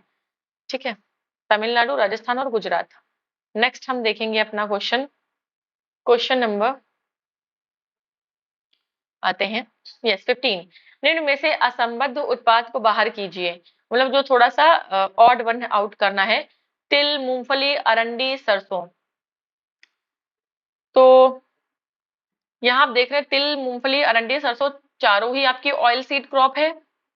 ठीक है, वाली एनालॉजी तो नहीं लगेगी आपकी कि सारी ही ऑयल सीड क्रॉप है। देखिए तिल, अरंडी और सरसों ये सारे फ्लावर से मिलते हैं, ये सारे इसका जो मेन प्रोडक्ट है ऑयली फ्लावर से मिलता है, लेकिन मूंगफली आपका जड़ से निकलती है, जड़ से मिलती है मूंगफली में, तो उस हिसाब से बी हो सकता है। लेकिन आप यहाँ से ये भी देख सकते हैं कि मूंगफली, सरसों और तिल के तेल को हम यूज करते हैं खाने में, ठीक है, लेकिन अरंडी का तेल खाने में नहीं यूज होता, तो उस हिसाब से सी भी सही हो सकता है। तो इसमें देखेंगे क्या आंसर सही माना गया, तो बी और सी दोनों ही ऑड वन है, तो दोनों ही आपके सही माने जाएंगे यहाँ पे। नेक्स्ट है राजस्थान किस वस्तु का प्रमुख उत्पादक है, तो राजस्थान में ऑयल सीड प्रोडक्शन और सरसों का सबसे ज्यादा प्रोडक्शन होता है राजस्थान में, तो राजस्थान में सरसों की फसल सबसे ज्यादा होती है। नेक्स्ट है आपका एक मैप है, मैप पे गुजरात, महाराष्ट्र और इधर ये उड़ीसा और आंध्र वाला रीजन को मार्क किया गया है और पूछा गया है कि एबीसीडी अंकित स्थल क्रमशः किसकी खेती के लिए प्रसिद्ध हैं। तो आपको पता है ए आपका है गुजरात, तो गुजरात में आपका कपास हो सकता है, मूंगफली हो सकता है, तो मूंगफली ऑप्शन में है तो मूंगफली हो जाएगा, तो ये दोनों ऑप्शन तो कट जाएंगे। ठीक है, दूसरा है आपका महाराष्ट्र वाला रीजन, तो महाराष्ट्र वाले में हमें देखना है रागी की गन्ना, जो रागी तो नहीं होगा लेकिन गन्ना महाराष्ट्र में होगा, तो उस हिसाब से बी ऑप्शन आपका करेक्ट हो जाएगा। सी आप देख सकते हैं, सी यहाँ से देख सकते हैं रागी उड़ीसा में, और डी किसी को नहीं पता है तो देखिए जान लीजिए आंध्र प्रदेश तंबाकू उत्पादन में नंबर 1 पे है, और टबैको रिसर्च सेंटर आपका टबैको रिसर्च इंस्टीट्यूट या जो है आपका वो भी आंध्र प्रदेश में राजमुंदरी में है। कहाँ? आंध्र प्रदेश के राजमुंदरी। तो यहाँ से भी आप अंदाजा लगा सकते थे कि तंबाकू सबसे ज्यादा होगी यहाँ पे। तो हिसाब से आपका बी को आंसर जो है वो ऑप्शन सही हो जाएगा।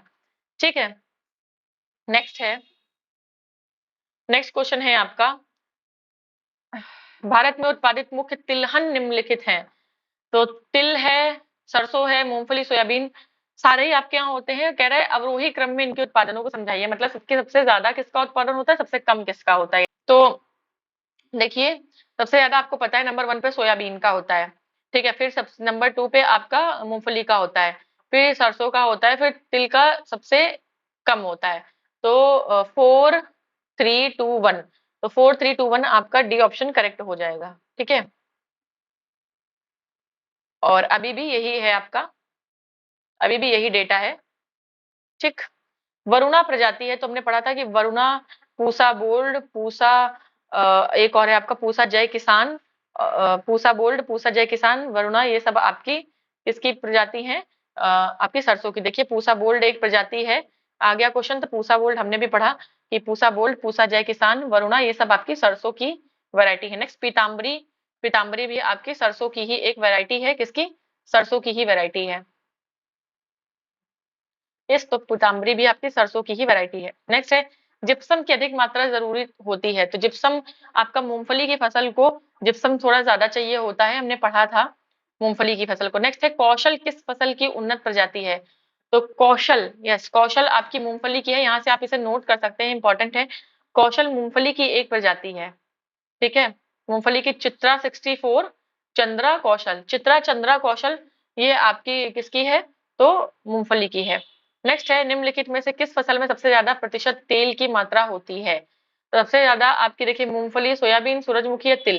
तो तिल में सबसे ज्यादा ऑयल होता है। ये जो आपको 4 ऑप्शन दिए गए, इसमें सबसे ज्यादा ऑयल जो है वो तिल में होता है। देखिए तिल में लगभग 52% ऑयल होता है, सनफ्लावर में 42%, सोयाबीन में 40% और मूंगफली में 48.2%। तो तिल में सबसे ज्यादा तेल होता है। नेक्स्ट है, कुसुम एक तिलहनी फसल है, इसका रासायनिक नाम क्या है? कुसुम, ठीक है, कुसुम हम देखेंगे, बारे में देखते हैं थोड़ा सा ऑप्शन में। ओके, तो कुसुम के बारे में यहाँ देख लेंगे। कुसुम एक तिलहनी फसल है, इसका वैज्ञानिक नाम कार्थेमस टिंक्टोरियस।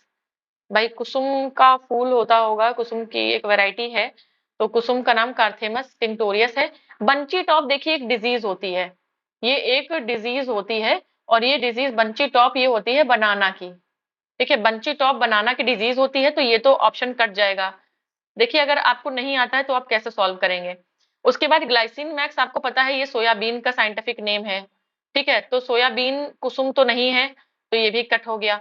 रिसिनस कम्युनिस, अब जो रिसिनस कम्युनिस है, अगर आप नहीं जानते हैं तो अगर आप नहीं जानते तो रिसिनस कम्युनिस आपका कैस्टर का, ठीक है, जिसे हम अरंडी बोलते हैं, कैस्टर का साइंटिफिक नेम है, तो ये भी आपका कैंसिल हो जाएगा। तो इस तरीके से अगर आपको बेसिक नाम पता है जो तिलहन वाले हैं, जैसे सरसों का ब्रेसिका कैम्पेस्ट्रिस है, ठीक है, और तो इस तरीके से अगर आपको पता है सोयाबीन का ग्लाइसिन मैक्स है, तो आप बंची टॉपिक डिजीज है, ये अगर आपको पता होता, तो अगर काफेमस टिंक्टोरियस नहीं भी पढ़ा है आपने, तो भी आप उसे एलिमिनेट कर ले जाते। ठीक है, तो इस तरीके से हमारा तिलहन वाला टॉपिक जो है वो ऑयल सीड क्रॉप का जो टॉपिक है वो फिनिश होता है। नेक्स्ट जो हमारा टॉपिक है वो है दलहन के बारे में।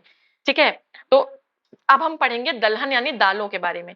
तो चलिए बिना किसी देरी के इसको भी हम स्टार्ट करते हैं। देखिए भारत में सबसे ज्यादा जनसंख्या जो है प्रोटीन की प्राप्ति किससे करती है? तो दालों से करती है। ठीक है, जो नॉन वेजिटेरियन है वो तो उनके पास अलग दूसरे सोर्सेज भी हैं, लेकिन जो वेजिटेरियन पॉपुलेशन है वो आपकी पूरी दालों पे ही डिपेंड है प्रोटीन के लिए। यहाँ पर रबी, खरीफ और जायद तीनों की फसलों में होती है दाल। ठीक है, जो आपकी दाल है वो डिफरेंट डिफरेंट तरह की दालें डिफरेंट डिफरेंट तरह के सीजन में आपकी ग्रो करती हैं, तो वो रबी, खरीफ, जायद तीनों के ही अंडर आती हैं। दाल की भारत की प्रमुख दलहन फसल आपकी कौन कौन सी हैं? तो चने की दाल खाते हैं हम, उड़द की दाल खाते हैं, मूंग खाते हैं, मटर, मसूर और अरहर, ये हमारी मेजर आपकी कह सकते हैं मिल आपकी क्रॉप है, दलहन वाली फसलें हैं। दलहन फसलों में हवा से नाइट्रोजन, ये गलत लिखा है, हवा से नाइट्रोजन संचित करने की क्षमता होती है। कुल मिलाकर जो लेग्यूमिनस प्लांट होते हैं, जो आपकी दालें होती हैं, उसमें आप वो एटमॉस्फेयर से, देखिए दालों में होता है प्रोटीन। ठीक है, अब बेसिक बात समझिए आप। एक दालों में होता है प्रोटीन, और प्रोटीन का जो फॉर्मूला होता है वो होता है उस NH2। ये बॉन्ड लगा, इधर कार्बन, नंबर ऑफ कार्बन जितने भी हों उतने हो सकते हैं। मतलब कुल मिलाकर प्रोटीन के जो एक मॉलिक्यूल होता है, अमीनो एसिड जो उसकी यूनिट होती है, उसमें नाइट्रोजन होता है। मतलब प्रोटीन फॉर्मेशन के लिए नाइट्रोजन चाहिए ही चाहिए। अब जो मिट्टी में नाइट्रोजन होता है वो हमारे जो ऑलमोस्ट लगभग सॉइल जो है वो NPK डेफिशिएंट होती हैं, ठीक है। उसमें नाइट्रोजन, फास्फोरस, पोटेशियम की कमी ही होती है, इसलिए हम उन्हें NPK देते ही हैं।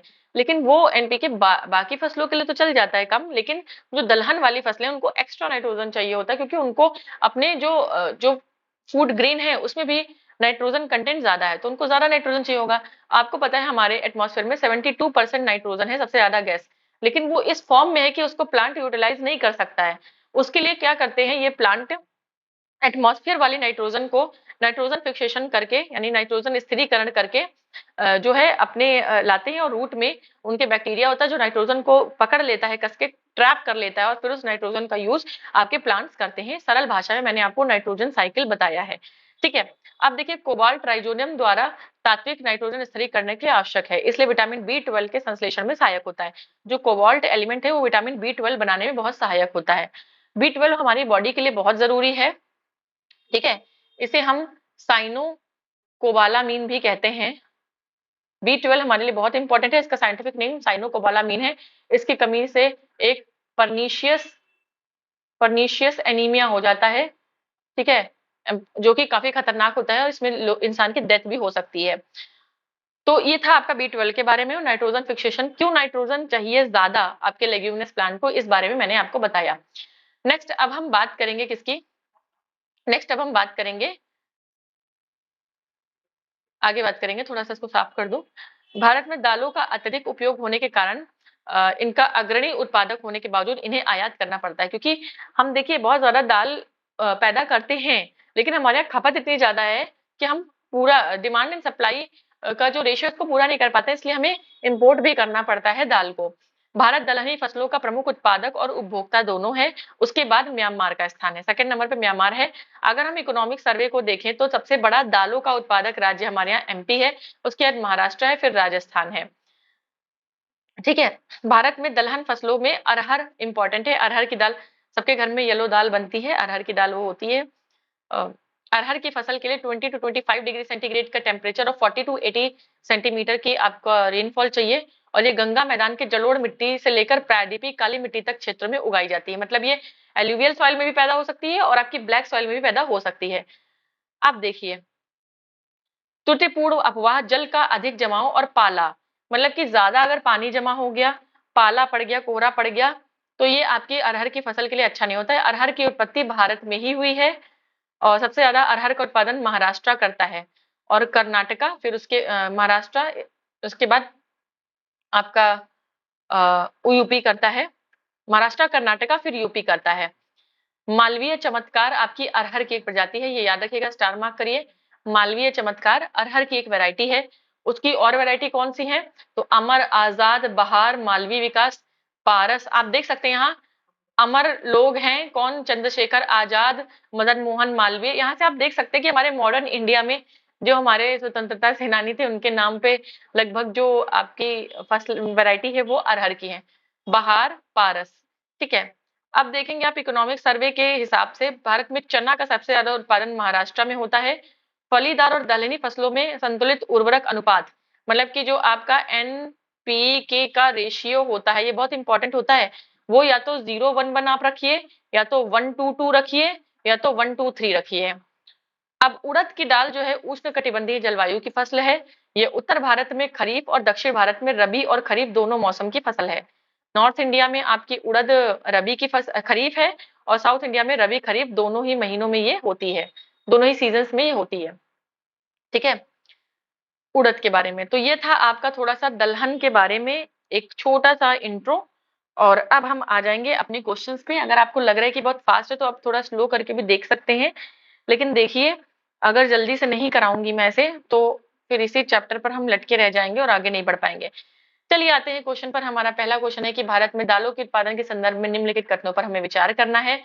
क्या क्या कथन है, क्या क्या विचार करना है, तो देखिए पहला कह रहा है उड़द की खेती खरीफ और रबी दोनों फसलों में की जाती है। बिल्कुल, साउथ इंडिया में हमने पढ़ा अभी कि उड़द, नॉर्थ इंडिया में उड़द आपकी खरीफ की फसल है, लेकिन साउथ इंडिया में रबी खरीफ दोनों में इसका उत्पादन होता है। नेक्स्ट है कुल दाल उत्पादन का लगभग आधा केवल मूंग का होता है। तो नहीं भैया, हम लोग ज्यादा अरहर खाते हैं। आप जो है ज्यादा अरहर खाते हैं, अरहर का प्रोडक्शन ज्यादा होता है। नेक्स्ट है पिछले 3 दशकों में जहां खरीफ दालों का उत्पादन बढ़ा है वहीं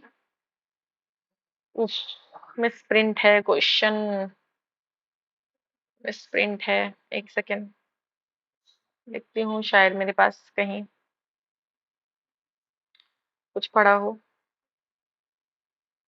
लिखने की जरूरत ही नहीं, हम सीधे देख लेते हैं। अ,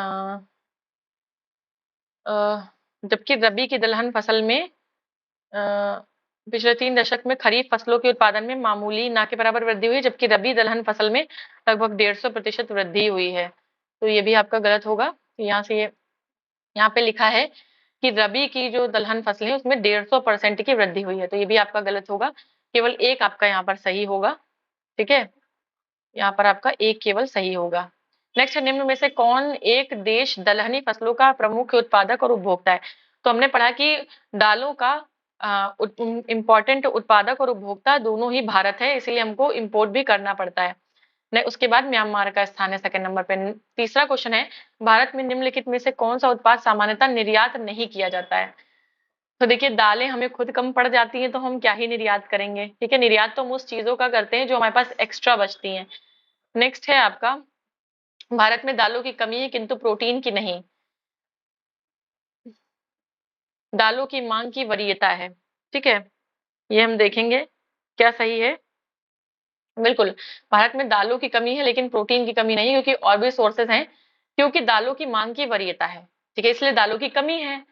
देखिए, दाल में प्रोटीन होता है ये बात सही है, लेकिन प्रोटीन केवल दाल में होता है ये थोड़ी ना है। अब दूसरे सोर्सेज भी हैं प्रोटीन के। तो कह रहा है भारत में दालों की कमी है किंतु प्रोटीन की नहीं, सही बात है। दालों की मांग की वरीयता यानी कि प्रायोरिटी है, बिल्कुल दाल की मांग है हमारे यहाँ, दोनों सही है। और दालों की कमी है किंतु, क्योंकि यहाँ पे क्योंकि लगाएंगे, क्योंकि दालों की मांग की वरीयता है, तो बिल्कुल सही है। तो आपका असर्शन रीजन दोनों सही है और रीजन करेक्ट एक्सप्लेन कर रहा है आपके असर्शन को। नेक्स्ट है भारत में दालों का सबसे बड़ा उत्पादक राज्य कौन सा है। तो दाल सबसे ज्यादा आपकी कहाँ होती है, तो दाल आपकी एमपी में सबसे ज्यादा होती है। ठीक है, लेकिन ये आपका क्वेश्चन 2004 का है। अभी आप अगर देखेंगे महाराष्ट्र फिर राजस्थान, ठीक है, आपका मध्य प्रदेश है, फिर महाराष्ट्र है, फिर राजस्थान है, तो अभी भी एमपी ही है। तो एमपी फिर महाराष्ट्र फिर राजस्थान दालों के लिए। नेक्स्ट है फसल का प्रकार जिसमें हवा से नाइट्रोजन संचित करने की क्षमता होती है, तो वो सारी आपकी दालें और लेग्यूमिनस प्लांट्स होते हैं। लेग्यूमिनस प्लांट में सारी आपकी दालें आती हैं, तो ये इसमें नाइट्रोजन फिक्सेशन की कैपेबिलिटी होती है। नेक्स्ट है दलहनी फसलों के उत्पादन हेतु कौन सा तत्व जरूरी है। तो कोबाल्ट बहुत जरूरी है विटामिन बी 12 के फॉर्मेशन के लिए। ठीक है, तो कोबाल्ट जो है वो काफी इंपॉर्टेंट कॉन्स्टिट्यूएंट है आपका, जितने भी आपके लेग्यूमिनस प्लांट्स है। नेक्स्ट है निम्नलिखित में कौन सुमेलित नहीं है। वैरायटी है, हमको बताना है। देखिए, सरसों की हमने वरुणा पढ़ी है। देखिए, सरसों की हमने वरुणा पढ़ी है वैरायटी, राइट, सरसों की है। और मसूर की पंत L 406 है। मूंगफली की चंद्रा है, हमने पढ़ी है चंद्रा। और लेकिन जो नीलम है वो अरहर की नहीं है। नीलम जो है वो बेसिकली आम की एक प्रजाति है। ठीक है, तो ये आपका सही सुमेलित नहीं है।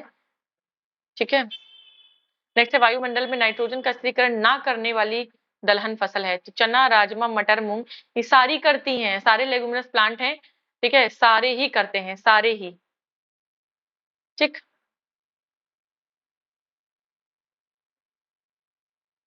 नेक्स्ट है दलहन फसलों में संतुलित खाद अनुपात हमने पढ़ा था 0-1-1 या 1-2-2 या 1-2-3। तो यहाँ से देखिए क्या है, तो 1-2-2 ऑप्शन में मिल रहा है आपको। ठीक है, ये आपका सही है। तो 0-1-1, 1-2-2, 1-2-3 ये होता, कोई भी तो सही होता। नेक्स्ट है अरहर का जन्म स्थान है। तो भारतवर्ष में अरहर पैदा हुई है, अरहर की उत्पत्ति भारतवर्ष में हुई है। ठीक, नेक्स्ट है मालवीय चमत्कार किसकी प्रजाति है। तो अरहर की हमने अभी पढ़ा था, अरहर की प्रजाति है मालवीय चमत्कार। नेक्स्ट है निम्नलिखित में कौन सुमेलित है।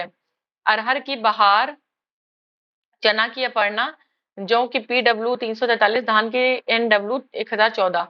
तो अरहर की बहार है, और मालवीय है, मालवी और आपका आजाद है, ठीक है। बहार है, पारस है, बहार आपकी अरहर की प्रजाति है, ठीक। मटर की पत्ती विहीन जिसमें लीफलेस लीफलेस वैरायटी आपकी मटर की कौन सी है, तो अपर्णा है। तो भाई ये ऐसे ही याद कर लीजिएगा। कितनों की वैरायटी आप याद करेंगे, कोई रिपीट होगा तो आपका क्वेश्चन बन जाएगा। नेक्स्ट है, निम्नलिखित राज्यों में कौन वर्ष 2011-12 में दालों का सबसे बड़ा उत्पादक था। तो 11-12 का हम नहीं देखेंगे, आज का देखेंगे। एमपी है, और तब भी एमपी था और आज भी एमपी का ही है, ठीक है। नेक्स्ट है, कौन सा सुमेलित नहीं है बताना है। सरसों की वरुणा है, मटर की सपना, अलसी की सूर्या, अलसी की सूर्या, और एक और ऑप्शन होगा आपका, देखेंगे कौन सा सही है कौन सा गलत है। मूंगफली की कौशल, मूंगफली की कौशल है, और आप यहीं से देख लीजिए। अलसी की सूर्या अलसी की नहीं है, सूर्या अलसी की प्रजाति नहीं है, ठीक है। तो सूर्या जो है आपकी वो अलसी की प्रजाति नहीं है। इस तरीके से देखिए, आरो यारो प्री 2017 का क्वेश्चन है। तो यस, ये आपका दलहन वाला जो पार्ट है वो भी आपका फिनिश हो चुका है, ठीक। दलहन फिनिश हो चुका है। इसके बाद आपका रेशम है अभी। रेशम के बाद आपकी बागवानी फसलें हैं, बागवानी के अंदर भी आपकी कॉफी है, चाय रबड़ है। चाय रबड़ के बाद आपका अदर बागवानी फसलें जो है वो हैं, और उसके बाद आपका झूम कल्टीवेशन है। झूम कल्टीवेशन के बाद एग्रीकल्चर का मिसलेनियस है। तो चलिए रेशम को हम कर लेंगे, क्योंकि ऑलरेडी हमारे पास आगे भी बहुत सारे टॉपिक हैं, तो लगता नहीं है कि ये इस तरीके से हो पाएगा, राइट। तो लग नहीं रहा है। चलिए खैर, शुरू करते हैं हम अपने सिल्क को, यानी रेशम स्टार्ट करेंगे। रेशम को देखिए, जो सेंट्रल रेशम बोर्ड है आपका, सेंट्रल सिल्क बोर्ड, सॉरी रेशम बोर्ड बोल रही हूँ मैं भी, इतना कर करके record. Central central silk board जो है आपका, ठीक है, वो 1948 में संसद का अधिनियम पारित हुआ था, जिससे एक संवैधानिक निकाय है, मतलब कि एक स्टैट्यूटरी बॉडी है, स्टैट्यूटरी बॉडी है, जो भारत सरकार के वस्त्र मंत्रालय यानी टेक्सटाइल इंडस्ट्री जिसे हम कहते हैं, के प्रशासनिक नियंत्रण के अंदर आता है आपका central silk board. Bharat China के बाद विश्व का दूसरा सबसे बड़ा रेशम उत्पादक है, मतलब चाइना जो है वर्ल्ड का सबसे ज्यादा सिल्क प्रोड्यूस करता है, ठीक है। उसके बाद दूसरे नंबर पे इंडिया का स्थान आता है। भारत में शहतूत, टसर, ईरी और मूंगा 4 तरह के रेशम पाए जाते हैं, मतलब मलबेरी, टसर, ईरी और मूंगा सिल्क पाए जाते हैं। ये जो नाम है, और इनका जो इस पे जो सिल्क वर्म है होता है, जो कीड़ा होता है, वो भी अलग अलग स्पीसीज का होता है, ठीक है। अब रेशम रसायन की भाषा में रेशम कीट के रूप में प्रख्यात इल्ली, जिसे कैटरपिलर कहते हैं, द्वारा निकाले जाने वाले एक प्रोटीन से बना होता है, राइट। और ये कीट, रेशम कीट कुछ विशेष खाद्य पौधों पर पलते हैं, और अपने जीवन को बनाए रखने के लिए एक सुरक्षा कवच के रूप में एक कह सकते हैं ना, अपने चारों तरफ एक कवर बनाते हैं, और उसी को जो है प्यूपा कहते हैं, ठीक है। तो आपका जो रेशम का कीट है उसका जीवन चक्र यानी जो लाइफ साइकिल होती है उसमें 4 स्टेजेस होते हैं। सबसे पहले अंडा बनता है, अंडा के बाद आपका एग के बाद कैटरपिलर बनता है। कैटरपिलर ऐसे छोटा छोटा सा कीड़ा होता है, रेंगता है ग्रीन कलर का। फिर उसके बाद वो अपने चारों ओर एक प्रोटीन की कोटिंग कर लेता है इस तरीके से, और बंद हो जाता है प्यूपा अपनी सेफ्टी के लिए। और फिर उसके बाद अगर ये प्यूपा आगे डेवलप कर जाएगा, मेटामॉर्फोसिस इसमें हो जाएगी, तो ये मॉथ बन जाएगा, यानी कि पूरा एक सिल्क वर्म बन जाएगा, ठीक है। लेकिन अब क्या करते हैं हम, रेशम को प्राप्त करने के लिए क्या करते हैं कि इसका जो प्यूपा वाला स्टेज होता है, इसी पर हम इसे इकट्ठा करते हैं, और फिर इसे उबलते हुए पानी में डाल देते हैं, और ये अंदर जो इसका सिल्क वर्म है वो मर जाता है, ठीक है।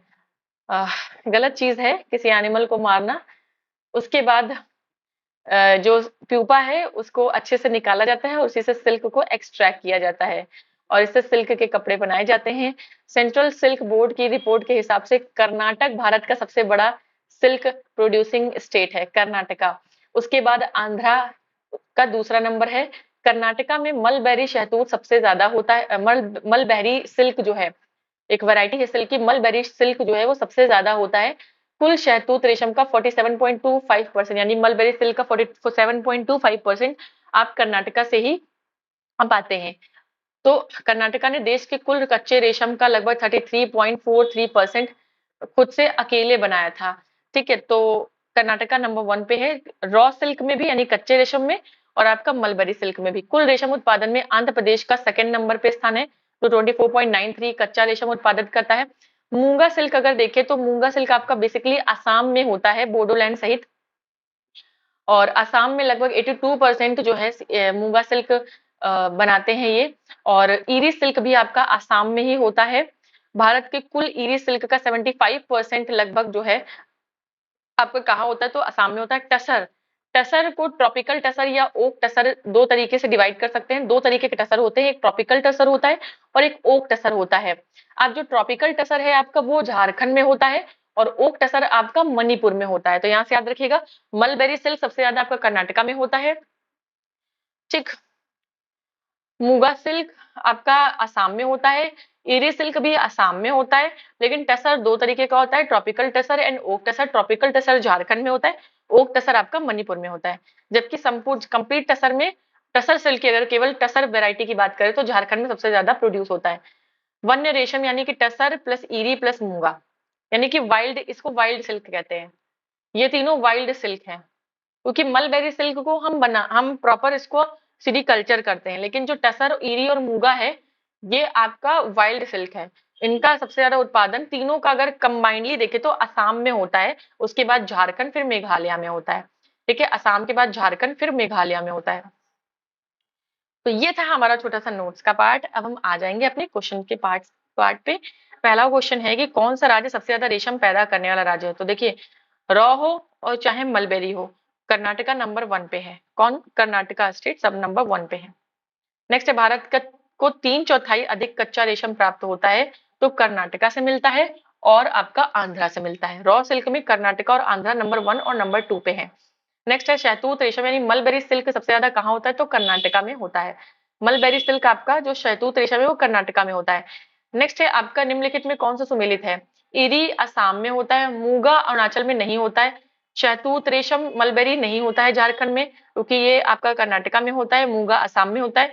टसर आपका जो है झारखंड और मणिपुर में होता है, ना कि कर्नाटका में। तो इरी आपका करेक्ट मैच है, इरी असम में होता है। नेक्स्ट क्वेश्चन पर आएंगे। देखिए, सिल्क से भी क्वेश्चन पूछा गया है, तो इसका मतलब इंपॉर्टेंट है, आपका एग्रीकल्चर काफी इंपॉर्टेंट है। नेक्स्ट है, कुछ स्टेटमेंट्स दिए गए हैं। पहला स्टेटमेंट है, भारत में कर्नाटक कच्चे रेशम का सबसे बड़ा उत्पादक है। तो बिल्कुल सही बात है। भारत में आंध्र प्रदेश शहतूत रेशम का सबसे बड़ा उत्पादक है। नहीं, मलबेरी सिल्क का सबसे बड़ा प्रोड्यूसर स्टेट जो है वो कर्नाटका है। भारत में झारखंड टसर रेशम का सबसे बड़ा उत्पादक है। तो tasar, yes, oak tasar, tropical tasar, दोनों में ही झारखंड जो है वो टसर सिल्क में सबसे ज्यादा इंपॉर्टेंट, सबसे ज्यादा लीडिंग प्रोड्यूसर कंट्री है। भारत में मेघालय इरी रेशम सिल्क का सबसे बड़ा उत्पादक है। नहीं, आसाम है। तो आपका 1 और 3 हो जाएगा सही, जबकि 2 और 4 जो है वो गलत हो जाएगा। नेक्स्ट है, मूंगा रेशम की एक ऐसी किस्म है जो पूरे विश्व में भारत में केवल असम में होती है। मूंगा और इरी, मूंगा इरी दोनों ही असम में होते हैं। नेक्स्ट है, 1966 में ओक फ्लोरा की खोज भारतीय रेशम उत्पादन के इतिहास में नया अध्याय जोड़ा। तो ओक टसर रेशम अग्रणी उत्पादक राज्य है। ट्रॉपिकल टसर आपको पता है कि झारखंड में होता है, और ओक टसर आपका मणिपुर में होता है। ठीक है, ओक टसर मणिपुर में। नेक्स्ट क्वेश्चन देखेंगे। नेक्स्ट है, निम्नलिखित भारतीय राज्यों में कौन रेशमी वस्त्र का सबसे बड़ा उत्पादक है। तो जहां रेशम होगा वहीं पर सिल्क के कपड़े होंगे, जहां पर सिल्क ज्यादा पैदा होगा तो कर्नाटका में सबसे ज्यादा होता है, तो कर्नाटका में ही कपड़े हैं। नेक्स्ट है, भारत के निम्नलिखित राज्यों में कौन अधिकतम सिल्क सूत यानी सिल्क यॉर्न उत्पादित करता है। तो सिल्क यार्न सबसे ज्यादा कौन उत्पादित करता है, तो कर्नाटका में सबसे ज्यादा सिल्क होता है, तो कर्नाटका ही सिल्क यार्न सबसे ज्यादा करता है उत्पादित। तो इस तरीके से आप देख सकते हैं हमारा सिल्क भी खत्म हो गया। अब हमारा है नेक्स्ट बागवानी फसलें। देखिए, अभी ये खत्म नहीं है। बागवानी में चाय, कॉफी, अभी रबर है, और भी थोड़े टॉपिक हैं, लेकिन ऑलरेडी वीडियो बहुत लेंदी हो चुका है, तो अब मैं इसे और लेंदी नहीं करूंगी। अब हम इसे नेक्स्ट लेक्चर में ही कंप्लीट करेंगे। थोड़ा एग्रीकल्चर है लेंदी, इसमें मेरी गलती नहीं है। अब मैं 1 घंटे से ऊपर, 1.5 घंटे से ऊपर लेक्चर दूंगी तो फिर आप भी बोर हो जाएंगे। तो इस तरीके से हम इसे यहीं पर स्टॉप करते हैं, और नेक्स्ट बागबानी फसलें जो है वो हम ये हमने जैसे इससे पहले कैश क्रॉप वाला सब कुछ पढ़ा, तो अब कैश क्रॉप वाला खत्म हो गया है। अब हम पढ़ेंगे बागवानी फसलें, यानी कि जो आपकी बागवानी बागानी वाली फसलें होती हैं उनको हम पढ़ेंगे।